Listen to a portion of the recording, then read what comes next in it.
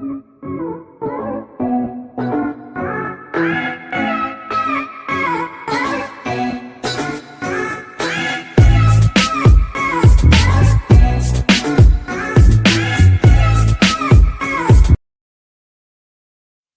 student, today I have take up a topic of class 9th. Let's see what the topic is. The topic here is going to start is matter in our surroundings. तो सबसे पहले हम देखेंगे surrounding क्या होता है। जो भी चीज़ हमारे आसपास होती है उसे हम सराउंडिंग कहते हैं।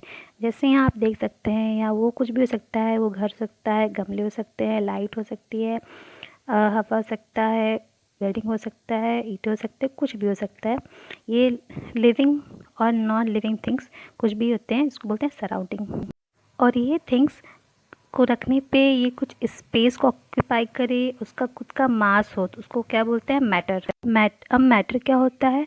Matter is anything that occupies space and has some mass, it's called matter.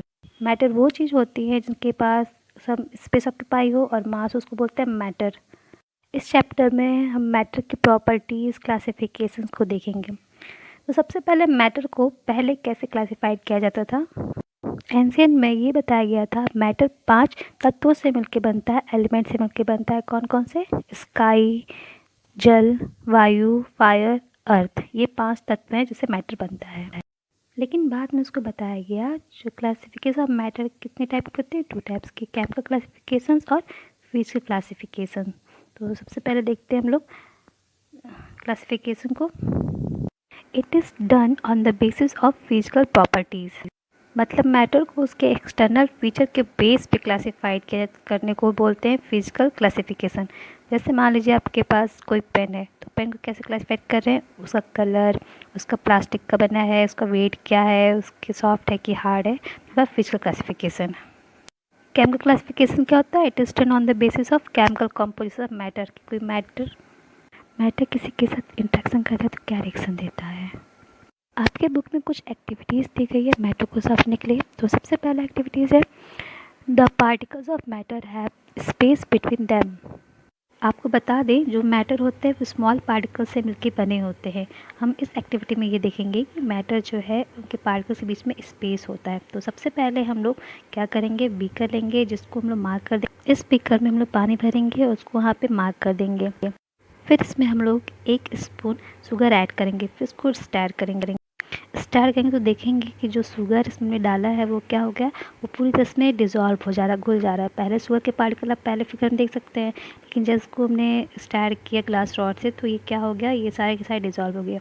इसका ये कंक्लूजन होता है कि जो वाटर था पार्टिकल्स, उसमें कुछ हॉलो स्पेस थे जिसमें क्या हुआ, शुगर के पार्टिकल्स ऑक्यूपाई कर लेते उस स्पेस को और वो फिर वो डिसअपियर हो जाते हैं। तो हम कह सकते हैं matter occupy space. Now our next activity is particles of matter are constantly moving. जैसा कि पहले में देखा कि जितने मैटर के पार्टिकल्स होते हैं उनके बीच में स्पेस होते हैं। अब हम ये देखेंगे यहाँ पे कि जो मैटर्स के पार्टिकल्स होते हैं वो कॉन्स्टेंटली मूव करते हैं।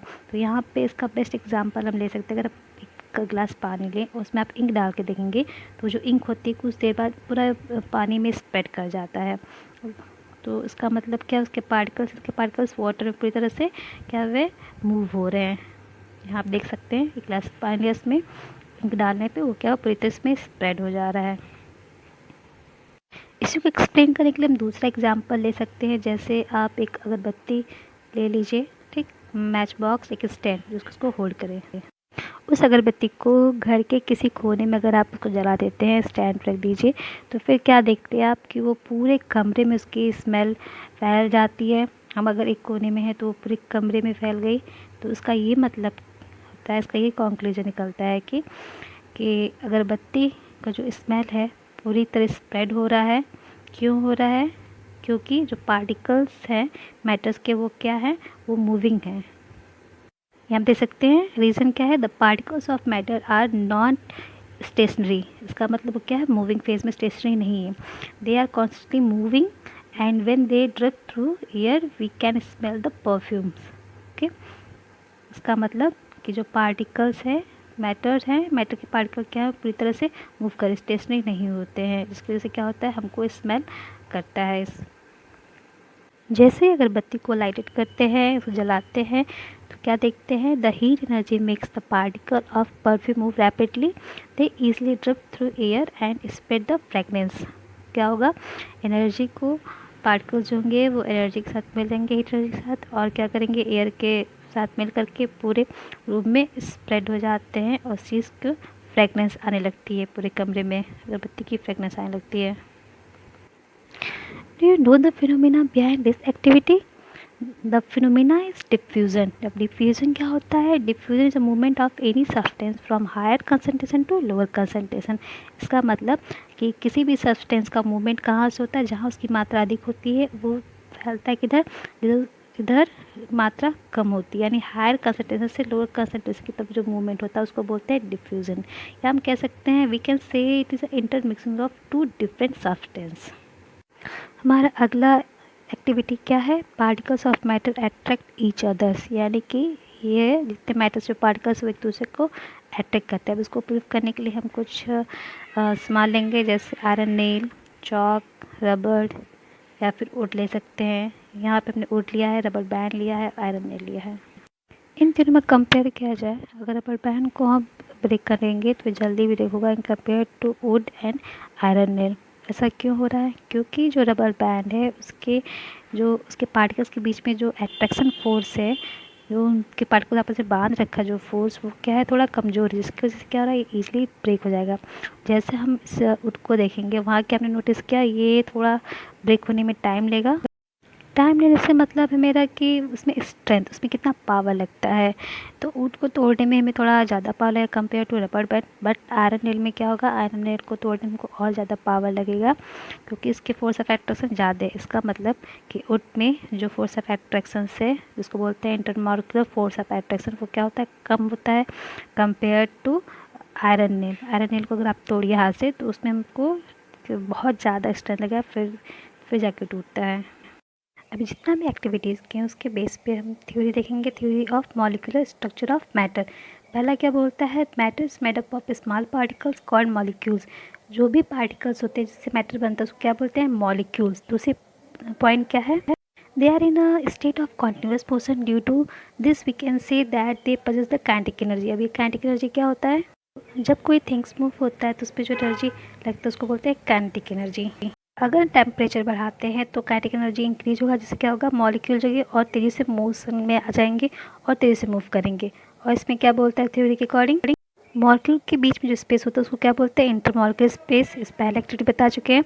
दूसरा पॉइंट क्या है, next, the force that exist between the particles is called intermolecular force. Intermolecular force बताया गया था कि जैसे पार्टिकल्स को आपस में बांधने के लिए जो फोर्स लगता है, फोर्स ऑफ एट्रैक्शन, उसको बोलते हैं इंटरमॉलिक्यूलर फोर्स। अगर इंटरमॉलिक्यूलर फोर्स डिक्रीज होता है with increase in the intermolecular space, जितना दूरी बढ़ाएंगे उतना ही क्या होगा, जितना मॉलिक्यूल के बीच में स्पेस होगा उतना ही ज़्यादा इंटरमॉलिक्यूलर फोर्स कम होगा। मैटर क्या होगा, जो एनीथिंग ऑक्यूपाई स्पेस, उसको क्या बोलते हैं, मैटर। मटेरियल क्या होता है, the term use to describe a particular kind of matter, उसको क्या बोलते हैं, मटेरियल्स। यहाँ पे आप देख सकते हैं सिलेंडर है, सिलेंडर में गैस भरी हुई है, तो गैस भी एक मैटर होता है, क्योंकि जिस चीज़ में रखा रहता है, जिस बर्तन में या वेसल्स में रखता है, उसका तो एक पर्टिकुलर मास होगा, मास होगा, कुछ स्पेस ऑक्यूपाई करेगा, इसलिए उसको मैटर बोलेंगे। अब नेक्स्ट टॉपिक है स्टेट ऑफ मैटर। मैटर को मोस्टली 5 पार्ट में बताया गया है, स्टेट में बताया गया है, बट यहाँ पे हमें सिर्फ 3 स्टेट पढ़ना है, सॉलिड, लिक्विड एंड गैस।